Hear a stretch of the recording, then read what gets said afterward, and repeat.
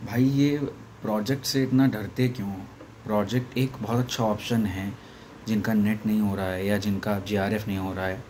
बहुत अच्छा escape route है।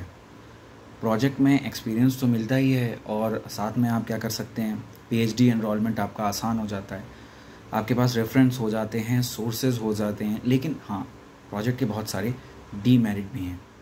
सबसे बड़ा तो ये है कि जो आपका सैलरी है वो इरेगुलर है। ज़्यादातर प्रोजेक्ट्स में कभी कभी 6-6 महीना नहीं आता है, ऐसा हो जाता है। कोरोना की बात नहीं कर रहा हूँ मैं, वैसे भी कभी कभी कुछ टेक्निकल इश्यूज़ होते हैं।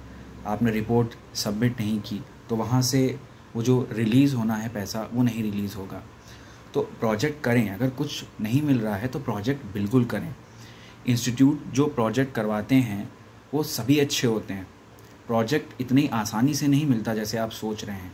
इसलिए आप देखेंगे जितने एमिनेंट इंस्टीट्यूट्स हैं वही प्रोजेक्ट्स को करवाते हैं। यूनिवर्सिटीज़ भी करवाती हैं, बहुत मेहनत के बाद पूरा प्रोफाइल देखा जाता है असिस्टेंट प्रोफेसर का और if it is a scientist, और उसके बाद ही उन्हें प्रोजेक्ट मिलता है।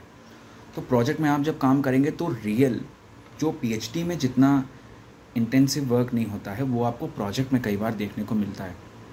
और जिन्होंने प्रोजेक्ट किया है साथ में वो एक और बहुत ही अच्छी चीज़ लेते हैं कि जब आपका एकेडमिक परफॉर्मेंस इंडेक्स बनता है तो वहाँ पे आपको 2 मार्क्स 1 साल के एक्सपीरियंस के लिए मिलते हैं और प्रोजेक्ट वाले उस 2 मार्क्स को ले लेते हैं। देखिए एपीआई एकेडमिक परफॉर्मेंस इंडेक्स जो है वो धीरे धीरे बढ़ता है। पेपर हैं 4 तो उसका ज़्यादा, 1 पेपर तो कम। आपने टीचिंग की है एडहॉक तो भी उसका नंबर आपको मिलेगा। अगर आपने टीचिंग नहीं की है, आपने कोई प्रोजेक्ट किया है, पोस्ट डॉक किया है, तो नंबर ऐसे मिलता है। कहने का मतलब है कि ये आपके औजार हैं। असली बैटल, असली लड़ाई है पीएचडी सबमिशन के बाद। ठीक है, अभी तो 36,000 मिलेगा प्रोजेक्ट का या जेआरएफ का, बहुत अच्छी बात है। तो अभी हथियार आप इकट्ठा करते रहिए, पेपर करते रह रहे हैं, थोड़ा सा डाइवर्सिफिकेशन भी अपने पेपर्स में करिए ताकि जब कभी आप यूनिवर्सिटीज़ में जाएं तो उन्हें लगे कि हाँ, you are able to work on a diversified environment. आप एक ही चीज़ पर नहीं कि मेरा एक टॉपिक है इकोलॉजी, मैं इकोलॉजी पर ही काम करता हूँ। थोड़ा सा इकोलॉजी में हमने मिक्सचर किया है किसी और टॉपिक का, ये बहुत इंपॉर्टेंट बात है।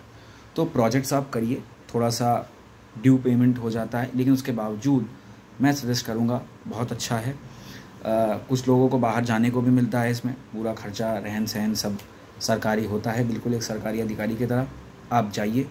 और सबसे जो इम्पॉर्टेंट चीज़ मैं आपको बताऊंगा वो ये कि जैसे आपने प्रोजेक्ट में किसी टॉपिक पर काम किया, उस टॉपिक को पीएचडी में आप ले सकते हैं और बहुत ही स्ट्रॉन्ग होता है क्योंकि आपने प्रोजेक्ट में उसको काम किया है। तो पीएचडी का आपका काफ़ी हिस्से का काम आपने प्रोजेक्ट में कर लिया, तो ये बहुत अच्छा होता है। और वही जो प्रोजेक्ट में आपका पीआई है, प्रिंसिपल इन्वेस्टिगेटर, वही कई बार आपसे कहता है कि भाई हाँ चल तू एनरोल हो जा, मैं जो है यहाँ पर देख लेता हूँ। तो वो आपको एक कोई गाइड बन जाते हैं, या तो गनीमत रही तो गाइड भी आपके बन जाते हैं अगर आप सीएसआईआर से करना चाहते हो और इंस्टीट्यूट सीएसआईआर है। तो जो लोग बैठे हैं नेट भाई भैया 2 साल हो गया, 3, हम तो नेट ही निकालेंगे, ऐसा मत करिए। प्रोजेक्ट ले लीजिए भाई, मेहनत करनी पड़ेगी, रात में आइए, नेट के लिए पढ़िए, कौन रोक रहा है आपसे, है ना।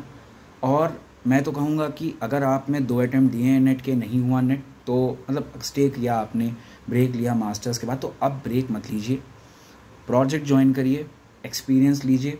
वहाँ पे आपको सीनियर्स मिलेंगे, बहुत कुछ जानने को मिलेगा, काम करने का तरीका करने को मिलेगा।